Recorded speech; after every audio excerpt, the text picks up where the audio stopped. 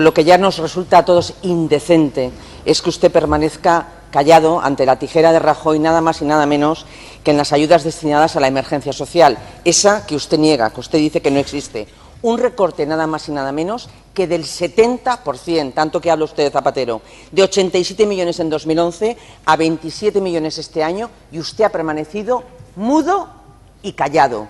Y eso es sencillamente indecente, señor Fabra. Y no es que no les ayuda, encima les carga usted con repagos y copagos nada más y nada menos que para medicamentos. A ver usted cómo defiende eso. Eso no tiene defensa posible dentro de la decencia. Léase el informe de la memoria de la Cruz Roja. Ese es el mundo real. 30% de los valencianos que están en situación de exclusión.